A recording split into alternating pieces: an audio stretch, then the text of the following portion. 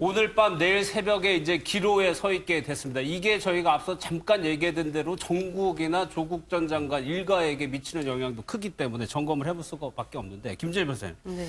건강 문제가 영장 심사를 다루면서 제 기억에도 건강 문제가 이번처럼 이렇게 이슈로 떠오른 적이 없는 것 같습니다. 네, 아무래도 정경심 교수의 신분 때문인 것이죠. 이제 뭐 공인이냐 아니냐를 두고 뭐 언론에서도 이러쿵저러쿵 이야기가 많은데 네. 사실 뭐 장관의 부인이다 보면은 저는 공인으로 취급되는 것이 맞지 않겠나 싶고요. 이제 건강과 관련해 가지고 꾸준히 이제 뇌경색이나 뇌종양 등의 어떤 질환이 있음을 주장해 오면서 약간 예. 수사를 조금 늦추거나 제대로 협조하지 않는 그런 모습을 보였기 때문에 또 많은 대중들이 관심을 더 많이 갖고 있는 것 같습니다. 예. 예, 근데 이제 일단은 뇌종양이나 뇌경색의 어떤 그런 병변이 매우 급성이다라고 예. 하면은 지금 당장 구속을 하기는 조금 어려워 보이고요. 예. 네. 그렇지만 만약에 이제 그것이 충분히 그냥 그 재판을 진행하는 동안 충분히 그냥 치료 등을 통해서 관리될 수 있는 정도의 가능하다. 수준이라고 하면 예. 그러면은 이제 그 구속 여부에 있어서 크게 작용하지는 않을 것으로 보이는데 일단은 검찰 입장에서는 수감 생활을 충분히 할 수 있다라고 지금 판단을 하고 구속영장을 청구한 것으로 보이고요. 예. 그래서 법원이 어떻게 판단할까는 또 어떤 그 법원의 기준 나름대로의 판단이 있을 것으로 보입니다. 그러니까 이게 같은 문제를 두고 지금 검찰에서는 충분히 구금 생활이 가능하다라고 보는 거고 그거를 네. 자신감으로 해가지고 법원 보고 구속을 시켜달라고 요청하는 상황이거든요. 그렇죠. 법원 판단이 또 다를 수 있단 말이에요. 네. 그 지난번에 그 조국 전 장관의 동생 예. 영장이 기각된 사건 때문에 아마 더 이제 그 촉각을 곤두세우고 있는 게 아닌가 싶어요. 같은 동일선상에서 건강 문제이기 때문에. 그래서 이제 뭐 그 동생에 대해서는 재청구한다고 하니까 지켜볼 문제긴 합니다만은 검찰에서 판단은 그리고 이제 오늘 모르겠습니다. 그 아픈 사람은 이제 본인만이 느낄 수 있는 무언가가 있을 수도 있겠죠. 예. 객관적으로 봤을 때는 걸어오는 모습이나 또 이제 그 짧게 뭐 소감을 성실히 임하겠다 예. 뭐 이런 정도 얘기 봤을 때는 크게 뭐 이상 증세를 발견하기는 어려웠으나 그것은 뭐 저의 지극히 주관적인 견해이기 때문에 예. 그러나 검찰은 그동안 뭐 그 서류를 제대로 내지 않아서 또 며칠간 논란이 있었습니다만 CT나 MRI를 다 냈다는 거 아닙니까? 그러니까 그걸 보고 충분히 뭐 구속 수감 한 20일 정도니까요. 그래서 수사할 수 있는 그런 여건이 된다라고 판단했기 때문에 영장도 예. 청구했다고 지금 나오고 있는 것이고요. 그래서 그런 것들을 충분히 고려했을 때는 명재권 판사가 동생의 영장을 기각했기 때문에 예. 다음번에 또 되는 거 아니냐라면서 막 또 야권에서는 곤두세우긴 했습니다마는 저는 명판 사건 혹은 이번에 홍경호 판사건 간에 헌법과 법과 양심에 따라서 그렇겠죠. 원칙적으로 예. 저는 할 거라고 생각하고요. 그리고 예. 그렇기 때문에 그 결과가 어떻게 나오더라도 모두가 좀 수긍하는 그런 예. 자세를 보이는 게 좋다 그렇게 생각하고요. 건강 문제 때문이라면은 뭐 제가 보기에는 크게 문제는 없지 않나 저는 예. 이렇게 생각합니다. 일단 변호인단이 취재진에게 알려온 내용은 지금 정경심 교수가 좀 극도로 힘들어하고 있다. 건강 문제를 조금 강조하고 있는 듯한 모습의 뉘앙스에 좀 얘기들을 하고 있습니다. 전 영장 판사 이충상 교수도 좀 적극적으로 의견 표명을 하고 있는데 구속 가능성을 높게 봤어요. 근데 횡령 문제에 관련해 가지고 구속 사유가 충분하다라고 주장을 하고 있는데 오늘 또 오촌 조카의 지인이라고 하는 사람이 라디오 인터뷰에서는 정경심이란 이름을 들어본 적이 없다. 상반된 주장을 하고 있습니다. 일단 그 내용을 좀 들어보도록 하겠습니다. 사모펀드 문제가 났을 때 조국이 도망가잖아요. 근데 이거는요, 100% 돈 막힌 사람 돈을 날려먹을 거기 때문에 도망가는 거예요. 그럼 반대로 얘기하면 얘가 사기꾼이라고 자기가 입증을 한 거거든요. 내가 돈 막힌 사람 돈을 제대로 투자 안 하고 쓰거나 날려먹어서 그런 거거든요. 그러면 보통 입장에서는 지금 조국 교수하고 검찰이 자기를 잡으러 오는 느낌을 받았을 거예요. 그래서 이게 사기꾼이다라고 생각을 하고 그림을 보면 매우 단순하지. 그 조국 교수 얘기가 뭐 이렇게 술 먹다가 나왔는데 조국 재수 없어. 예, 이런 표현을 자주 썼어요. 이제 뭐 제사 때 한 번씩 만나도 그냥 청탁 얘기 뭐 이런 거 정치인 누구 알아? 뭐 그 사람한테 뭐 연결 좀 시켜줄 수 있어? 이런 얘기가 나와도 그러면 이제 가야 되겠네요. 그리고 가버렸대요. 제가 투자금을 회수하는 그 순간까지도 정경심이라는 사람에 대한 얘기는 단 한마디도 듣지 못했어요. 단 한 번도. 제가 이건 단호하게 말씀드릴 수 있는데 실소유주라면 제가 모를 수는 없었을 거예요. 오촌 조카의 지인이 얘기하는 건가? 검찰이 보고 있는 시각이 지금 상반되는데 횡령이 네. 1억이 넘는다고 지금 검찰에서는 주장하는 거 아니에요? 네, 맞습니다. 지금 1억 5천이라고 하는 금액을 일단 횡령액으로, 업무상 예. 횡령액으로 보고 있는 건데요. 컨설팅의 투자 명목으로 받았지만 이 돈은 횡령으로 이제 검찰은 보고 있는 겁니다. 조금 전에 과거에 영장 전담 판사를 지냈던 변호사, 현재로서는 교수의 입장이 있는데요. 여기에 대한 법원의 내부 규정에 따르면 1억 원이 넘는 금액이라면 일단은 구속되게 될 사유에 충분하다라고 보는 것이고, 예.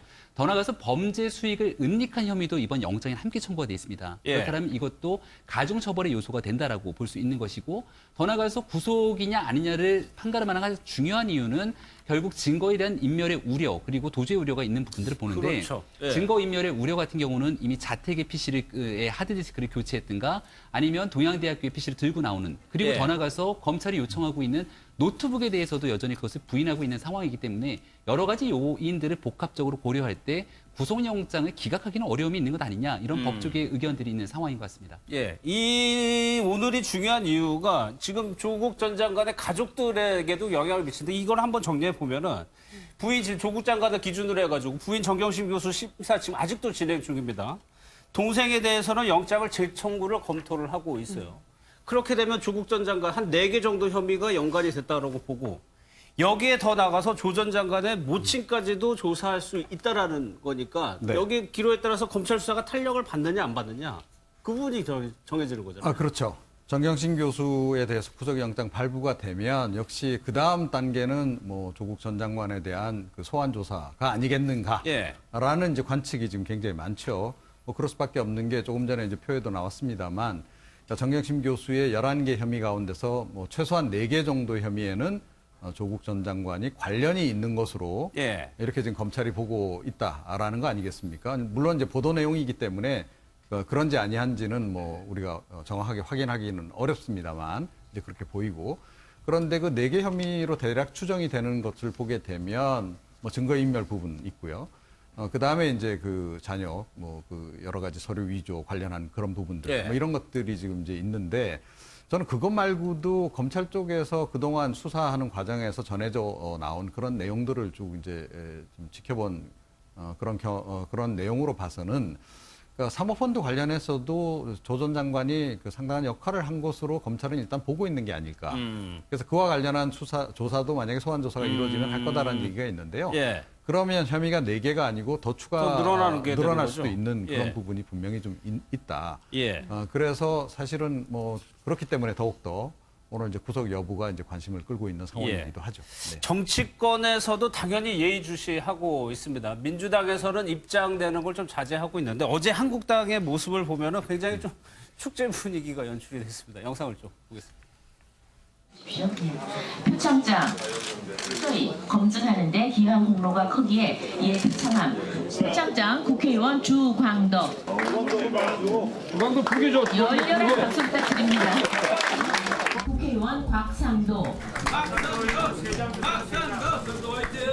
이 조국 수사가 여러 방해와 공작 그리고 압박 속에서도 흔들림 없이 지속될 수 있도록 우리 자유한국당이 역할하는 것이 중요합니다. 앞으로도 더 큰 활약을 계속해서 부탁드리면서. 의총장에서 표창장을 받는 모습인데 어떤 의원들이냐면 청문위원으로 활동했던 의원들입니다. 표창장을 주면서 이제 뭐 축하하는 박수 소리도 들리고 그랬었는데 글쎄요. 김일정 의원께서는 전 장면 어떻게 보세요? 저도 청문위원으로 많이 해봤는데 네. 그렇게 표창장을 받은 적은 없었어요. 근데 자유한국당이 최근에 지지율도 좀 올라가고 예. 너무 과도하게 고무되어 있는 거 아닌가 이런 생각이 들어서 좀 자중하는 게 좋겠다 이런 말씀 드리고 싶고요. 거기에 더해서 패스트트랙에서 그 검찰 수사받는 의원들에게 공천 가산점을 주겠다 네. 지금 이런 취지로 얘기를 했어요. 나경원 원내대표가. 제가 그거 보면서 아 이게 자유한국당의 한계구나 그런 생각이 네. 들더라고요. 그래서 더 올라가지 못하는 것이다 이런 생각이 들고요. 민심을 제대로 읽어야 할 정당은 비단 민주당뿐만이 아니고 자유한국당도 역시 아직도 멀었다 이런 생각이 들고요. 예. 그리고 지금 이제 뭐 표창장 주고 이런 것들이 뭐 어떻게 나중에 그 공천이나 이런 부분에 작동할지는 모르겠습니다만은 잔치는 여기까지다 이렇게 생각이 들고요. 그리고 실질적인 어떤 변화와 쇄신 없이는 앞으로 지금 이렇게 열심히 그 조국 장관을 공격하면서 했던 이유는 내년 총선 또 더 나아가선 대선, 내서 뭔가 승기를 잡기 위한 포석이었다고 보거든요. 예. 그렇게 친다면은 과연 지금 이렇게 표창장 주고 잔치집 분위기 내고 그다음에 패스트트랙에서 법을 어긴 의원, 자당 의원들에게 가산점 주겠다고 지금 선언하는 자유한국당의 모습에서 우리 국민들이 무엇을 느낄 수 있을까? 예. 더 큰 절망감을 동시에 느끼지 않을까를 생각하고요. 예. 한국당이 자성하고 변화하지 않으면 매우 어려워지겠다 이런 생각을 아울러 해봅니다. 예. 아니 그런데 한국당, 예. 잠깐만요.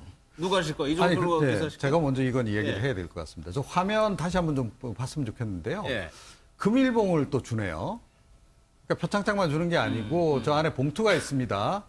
예, 보니까 금일봉으로 추정이 됩니다. 제가 보기에 뭐 황교안 대표의 친서 같지는 않고. 그래서 이렇게 국회의원들이 좋게 이야기해서 예. 뭐 역할을 열심히 했다 하더라도 저 돈이 뭐 개인 돈은 아닐 테고 분명히 국민들이 세금으로 낸 정당 지원금 가운데서 아마 객출을 해서 아마 이제 의원들한테 준 것 같은데 예. 국회의원들이 제 역할 자기 해야 될 일을 하는데 무슨 금일봉을 주나요? 예. 납득이 안 갑니다. 그 저 부분은 부분이. 좀 한번 예. 확인을 해봐야 될 것 같은데 근데 안에서도 혹시 확인이 되면은 근데 통상적으로 예. 저렇게 해서 단정해서 얘기하기 봉투, 좀 정성 그러니까. 이렇게 해서 하면 금일봉으로 보통 저렇게 하는데 뭐 좀 하여튼 좀 상당히 거슬리네요. 예. 그래서 김정은 자유한국당 교수님 입장에서 왜 저런 표창장 수여식을 했을까를 한번 짚어볼 필요가 있겠다 생각이 되는데요. 시점이 9월 6일이 조국 전 장관에 대한 인사청문회가 있었습니다. 예. 그 전에 조국 전 장관은 그 주 월요일에 셀프 기자간담회를 했고요. 여기에 대한 청문회를 거쳐야 될 것인지 아닐 것인지에 대한 논란이 굉장히 컸습니다. 왜냐하면 예. 증인 채택에 대해서 여야가 합의가 안 됐고 사실상 청문회를 무력화시키기 위한 침대 축구하는 것 아니냐라는 비판이 있었고요. 그때 나경원 원내대표가 결정적으로 증인 채택이 되지 않았음에도 불구하고 청문회를 하겠다고 결정을 합니다. 하지만 청문회를 여는 과정 속에서 엄청난 비판이 쏟아지기도 했었거든요. 그렇죠. 이런 방식의 청문회를 열어서 오히려 더 큰 문제를 불러일으키는 것 아니냐라는 얘기가 나왔습니다만은 결과적으로 9월 6일에 있었던 청문회가 있었기 때문에 그 예. 청문회 자리에서 조국 전 장관이 했던 말과 행동들이 나중에 수사 결과 완전히 다른 부분들이 드러나게 된 겁니다. 그래서 청문회 과정에 대한 의미가 있었다라고 하는 부분들을 내부적으로 다독이고 싶었던 측면들에 저러한 수여식이 있었던 게 아닌가 생각이 됩니다. 알겠습니다. 정경심 교수의 그 학교 내에서의 거취도 관심이었는데 일단 김재희 변호사님 조선일보 기사를 내용으로 바탕으로 하면 기소가 됐으니까 교수로서 무언가 거취에 대해서 논의를 했을 것 같아요. 그런데 정권의 눈치를 보니라고 이게 그냥 무급휴직으로 결론을 냈다 취지가 회의록에 나왔거든요. 굉장히 좀 의아한 상황이긴 한데요. 예. 왜냐하면 동양대는 알고 있을 겁니다. 이게 위조된 것인지 아닌지 아마 본인들의 자체 조사를 통해서 분명히 알고 있음에도 불구하고 지난번에 조사 결과를 발표하겠다라고 이야기한 그랬죠. 다음에 예. 갑자기 취소를 한 적이 있죠.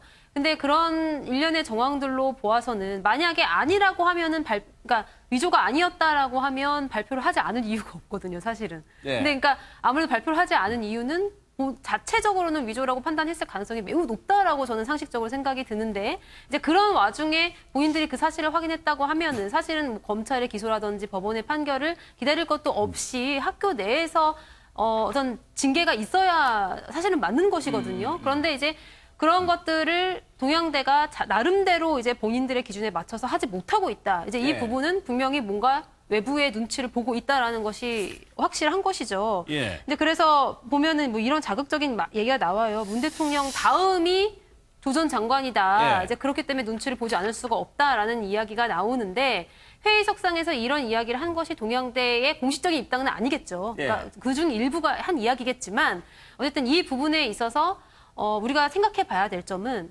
어쨌든 이 수사에 있어서 여러 사람들이 이런 살아있는 권력을 지금 건드리는 일에 대해서 굉장히 부담감을 갖고 있고 예. 그런 와중에서 정권이나 혹은 여당이 어떻게 자중을 해야지만 그런 부담감을 덜어줄 수 있을 것인가에 대해서 고민을 했어야 하는데 예. 그런 자중이 조금 부족한 것은 아니었나라는 그런 반성을 좀 해봐야 될 것 같습니다. 김유정 의원께서는 어떻게 보세요? 그래서 학교 입장에서 이렇게까지 눈치를 볼 이유가 있을까 싶기도 하거든요. 그러니까 이제 지금 이 관계자들이 한 이야기가 사실이라면 네. 정말 그 있을 수 없는 일이거든요. 그리고 학교에서 어떤 정해진 원칙에 따라서 처리를 해야 하는 것이 그렇죠. 맞는 것이고 학교도 내규가 있을 그렇죠. 테니까. 그리고 또 그것이 상식이라고 보여지는데 지금 이제 그 기소됐는데 직위 해제 못한 것뿐만이 아니고 지금 정 교수가 제출한 어떤 진단서 정도로는 뭐 1년 휴직 처리 이런 것 자체도 좀 어려운 건데 지금 예. 이렇게 했다 이런 얘기도 나오고 있거든요. 그래서 이렇게까지 눈치를 보는 이유가 예. 과연 무엇일까? 그리고 지금 이 관계자들이 한 이야기대로 정말 권력의 눈치를 보고 이렇게 한 것이라면은 동양대도 문제가 있다. 저는 예. 이렇게 보고요. 지금 교육부가 동양대 뭐 전체를 다 이것저것 다 살펴보고 있던데 그 밖에 다른 학교에 대해서 교육부가 어떤 조치를 했다 이런 이야기들은 없거든요. 그러니까 예. 직접적으로 지금 그 표창장 위조 건과 관련해서 이렇게 타겟이 되고 있다면 이 정권에서도 잘못 대처하고 있는 것이고 동양대도 제대로 문제가 있다면 커밍아웃 하는 게 저는 맞다 이렇게 생각합니다. 알겠습니다.